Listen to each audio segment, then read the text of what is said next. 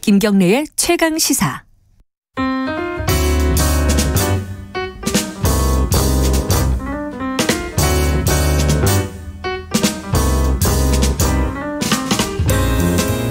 네, 더 나은 미래를 위해서 오늘의 정책을 고민하는 시간입니다. 김기식의 식스센스. 김기 식스센스. 들으실란가 모르겠네, 청취자분들이. 어렵습니다. 자, 김기식 더 미래연구소 정책위원장 오늘도 나와 계십니다. 안녕하세요. 예, 안녕하세요.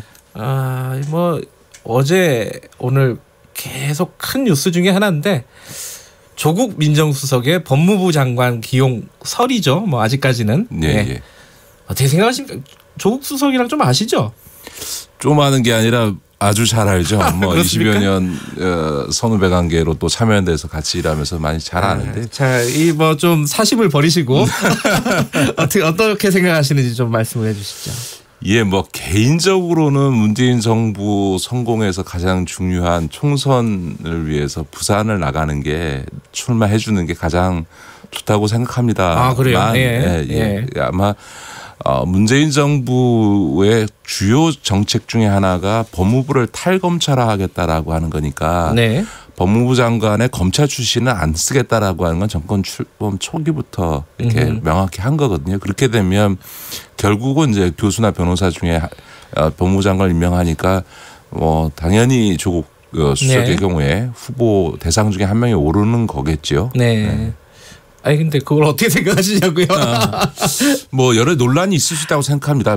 더군다나 특히 최근에 와서 야당에서 워낙에 그 조국 수석을 타겟으로 정치 공세를 오래 해왔기 때문에 여권 전체로서는 조국 수석을 법무부 장관으로 임명할 경우에 상당한 정치적 부담이 생기는 거는 한편에서 맞다고 생각하고요. 다만 이제 회전문 인사다 혹은 민정수석에서 법무부 장관으로 직행할 수 있냐라고 하는 얘기들이 좀 나오는데요.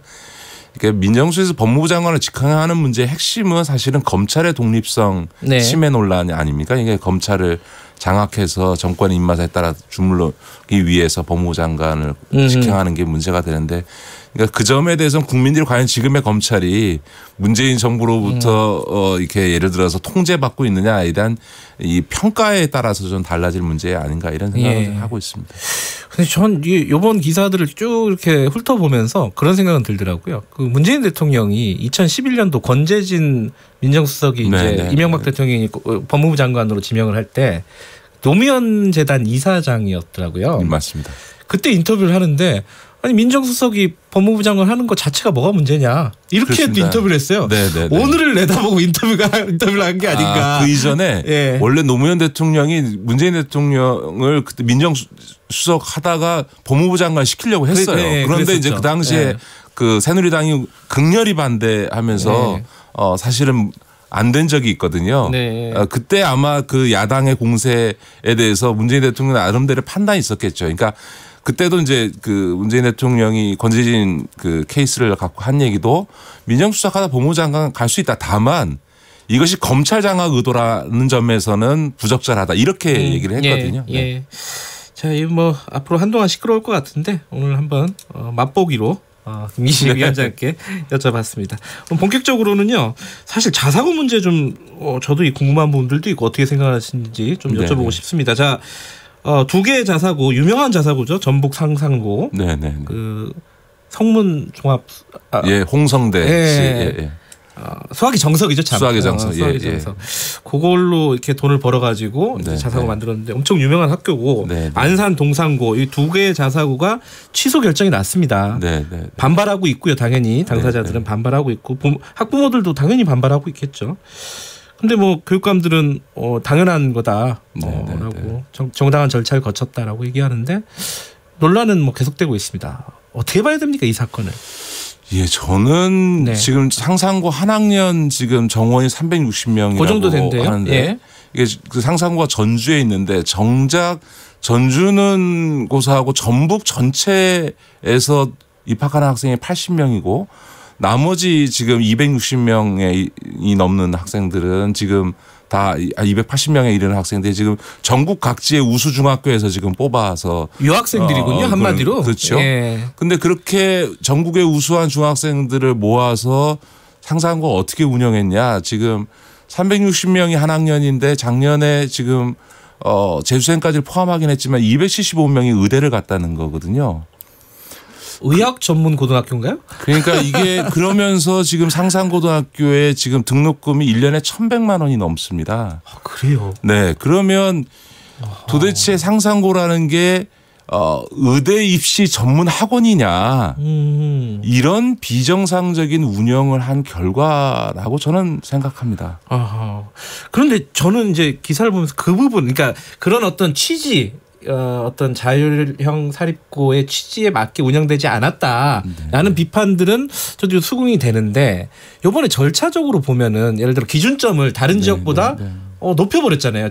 다른 지역은 70점인데 전북은 이제 80점으로 해가지고 근데 이 상산고 같은 경우는 79점을 넘게 받았단 말이에요. 80점은 안 되지만은 이게 좀 무리한 거 아니냐. 이게 타겟으로 정해가지고 결정을 한 게 아니냐. 라는 생각이 좀 들 수밖에 없다라는 생각이 있어요. 어떻게 보세요, 이거는? 지금 이제 교육자치의 제도 하에서 지금 그 자사고 문제나 특목고 문제에 대한 1차적 권한은 지금 교육감에게 있고요. 각 교육청이 자체적인 판단에 따라서 기준과 절차, 배점을 정하는 것이기 때문에 그것은 전북 교육감 판단이라고 봐야 되고요. 사실은 70점 기준으로 하고 있는 지금 안산 동산고에서도 지금 지정 취소가 지금 나왔고 지금 자사고들에 대한 심사가 계속 이루어지고 있거든요. 그래서 아마 이 두 학교 이외에 지금 자사고 중에서도 기준점 미달로 인해서 자사고 지정이 취소되는 학교가 더 나오지 않을까 저는 그렇게 보고 있습니다. 그러니까 지금 아까 말씀하신 대로 뭐 대부분의 학생들이 의대를 가는 이런 상황에서 이 학교가 우리 사회에 어느 정도로 어떤 이익을 주는 학교인지 그런 시스템인지는 저도 의심이 됩니다. 하지만 이 학교 하나 없앤다고 이 우리나라 입시제도가 뭐 어떻게 좋아지거나 해결되는 게 아니잖아요. 그런 느낌이 좀 있어요. 아니 지금은 이게 학교 하나의 문제가 아니고 자사고 특목고를 일반고로 전환해야 된다라는 게 문재인 정부의 공약이었고 정책이고요. 저는 자사고 특목고를 조기에 폐지해야 된다고 생각합니다. 한번 봐보십시오. 지금 예를 들면 상산고가 있는 전북 지역 같은 경우는 상산고 같은 이런 특수한 학교 빼놓고 일반 고등학교를 졸업해서 특정 학교를 거론해서 그렇습니다만 서울대 입학한 학생이 전북 전체를 합쳐도 50명이 안 됩니다. 아, 그래요? 지금 서울의 강북 지역에 있는 학교들, 고등학교들 중에 서울대를 단 한 명도 못 가는 학교가 비일비재하고요. 제가 살았던 어떤 동네에서는 그 고등학교에서는 전교 한 명이 이른바 스카이 대학을 갑니다. 서울대 연고대 합쳐서 딱 한 명 갑니다. 그러면 전북이나 그런 서울의 강북 지역이나 제가 살았던 동네가 자체가 학력이 떨어지냐 그게 아니고 중학교 때 공부를 잘하는 학생들은 다 특목고 자사고 가거나 아니면 강남으로 이사 가거나 목동으로 이사 가서 생기는 문제거든요. 다시 말해서 이 자사고 특목고라고 하는 게 우리나라 고교 체제 전체를 지금 망가뜨리고 있는 거죠. 그렇게 원래 취지는 뭐냐면 그러니까 특목고라는 게 뭡니까? 외고 과고 아닙니까? 근데 외국어 특성화 교육 하겠다고 세를 때 외고를 졸업하고 다 법대 아니면 로스쿨을 가고요.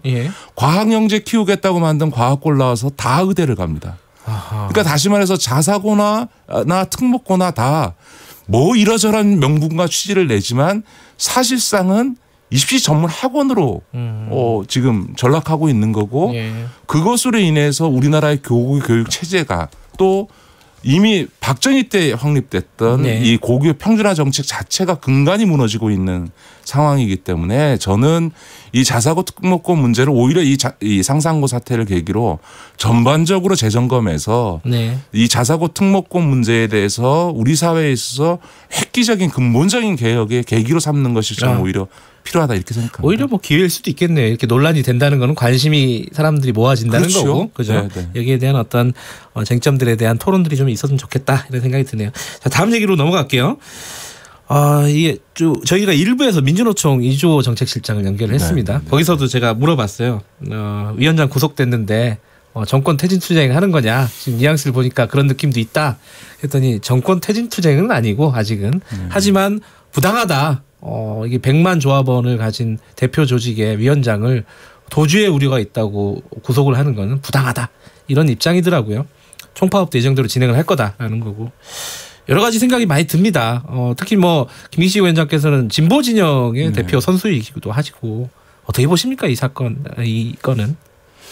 예, 이주 시장도 얘기를 했습니다만 저는 뭐 법 앞에 모두가 많이 평등해야 된다는 취지에서 보면 일종의 불법적인 소지가 있는 어쨌든 집회나 시위 또 그 과정에서 폭력 과정이 수반됐기 때문에 민주노총 위원장이라 하더라도 사법적 심사의 잣대에 오를 수 있는 거죠. 당연히 그렇게 하는 게 맞는데 그러나 과연 민주노총 위원장을 상대로 지금 구속영장을 청구하고 발부할 필요는 있었느냐에 대해서는 저도 좀 안타깝게 생각하고 적절했나 하는 생각이 듭니다. 다만 민주노총도 이번에 한번 점검해 봐야 된다고 생각합니다. 어떤 부분요? 예를 들어서 지금 문재인 정부 들어서서 노동이든 뭐 시민사회도 마찬가지입니다만 집회 시위는 전면적으로 지금 허용돼 있고 개방돼 있는 거 아닙니까? 이 과거 정부처럼 무슨 노동자들의 집회 시위 파업권을 권력이 나서서 억압하고 있는 상황이 아닌데 굳이 이런 집회 시위 과정에서의 폭력적인 양상을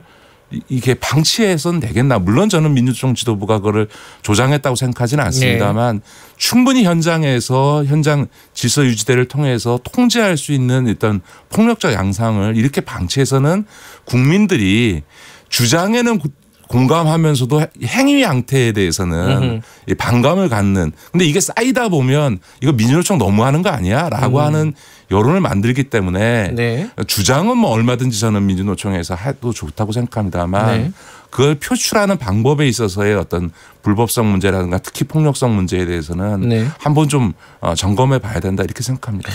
근데 그런 쟁점이 하나가 있고요. 또 하나는 문재인 정부 들어서고 나서 이 민주노총과의 관계 설정이 뭔가 정상적이지가 않아요. 왜냐하면은 뭐 예를 들어 경사노위 같은 그런 중요한 사회적 합의 기구에 민주노총이 계속 불참을 하고 있단 말이죠. 그리고 문재인 정부의 노동 정책에 대해서 노동을 배신하는 정책이다, 후퇴하고 있다 이런 비판들을 민주노총이 지속적으로 하고 있습니다. 뭐 비정규직, 정규직 전환이나 등등등.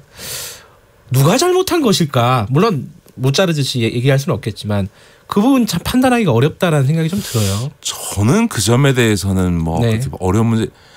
문재인 정부가 반노동적이다라는 말에 대해서 대한민국 국민적 중에서 동의할 사람이 누가 있습니까? 오히려 실제로 최저임금 인상이라든가 지금 공공부문의 비정규직의 정규직화는 거의 그 90%가 실현된 상황이고요. 끊임없이 대통령이 경사노위 참여를 촉구하고 있는 상황에서 저는 지금의 이 상황도 진즉에 민주노총이 경사노위에 참여해서 소위 노사민정 이 사회적 대화의 틀이 가동되고 있었다면 사실 그렇게 격렬한 시위 필요 없이 대화를 통해서 소위 문제가 됐던 최저임금 문제가 됐든 탄력근로제의 문제가 됐든 거기서 논쟁하고 토론하면서 문제를 풀 수 있었을 텐데 그런 경사노위에 참여하지 않음으로 인해서 소위 과거 방식처럼 길거리에서 주장하는 어떤 집회 시위 방식에 의존하다 보니까 이런 바람직하지 않은 불행한 사태가 저는 발생했다고 생각하고요. 지금이라도 민주노총이 빨리 사회적 대화에 복귀하고 거기서 얼마든지 국민을 설득하고 국민의 동의를 얻을 수 있는 주장들을 해가면서 문제를 풀어내야 된다. 그러니까 적어도 문재인 정부가 과거 정부에 비해서는 그런 것에 대해서 이렇게 개방된 태도를 취하고 있지 않냐라고 하는 점에 대해서는 좀 민주노총도 한번 지금의 이런 대화에 기구 참여 자체를 거부하는 노선에 대해서는 좀 재점검해야 된다고 저는 봅니다. 기본적으로는 지금 상황을 김기식 위원장께서는 민주노총이 좀 경직된 부분에서 비롯된 측면이 있다라고 보시는 거네요. 현재 단면만 보면 저는 명백히 민주노총이 너무 경직된 태도로 이 사회적 대화를 거부하면서 생겨난 문제가 있다고 생각합니다. 물론 저는 더 길게 보면 과거 정부부터 이어져 온 어떤 노사정 관계에 대한 민주노총의 불신이 쌓여 있었던 게 맞죠. 저는 그런 점에서 민주노총의 저런 정서 충분히 이해합니다.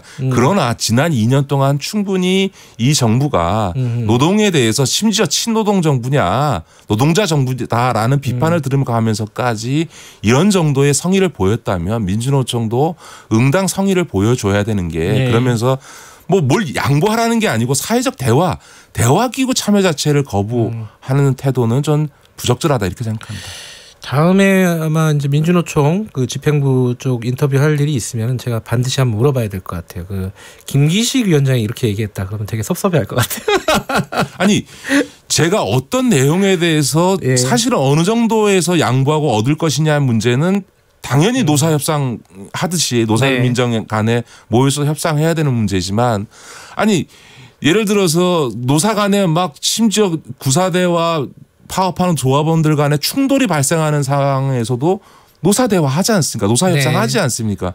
노사 간의 극한적 대립 상황에서도 노사대화나 노사협상을 하면서 왜 노사정 대화기구에는 아예 안 들어가겠다. 우린 바깥에서 우리 요구 주장할 테니까 들어줄지 말지만 결정해라. 이런 태도를 취하는지 저는 진짜 모르겠습니다. 사실 요 얘기로 이어져 가지고 비정규직 문제에 대한 어떤 약간 새로운 시각을 좀 논의를 하고 싶었는데 이 얘기는 다음 기회로 좀 미뤄야겠습니다. 네, 다음 네, 주로. 네. 이 얘기도 저는 꼭 해야 될 얘기인 것 같은데 다음 주에 꼭 하죠. 뭐. 네, 알겠습니다. 오늘 말씀 여기까지 듣겠습니다. 고맙습니다. 네, 고맙습니다. 김기식스센스. 자, 김기식 더 미래연구소 정책위원장이었습니다. 김경래의 최강시사 듣고 계신 지금 시각은 8시 46분입니다.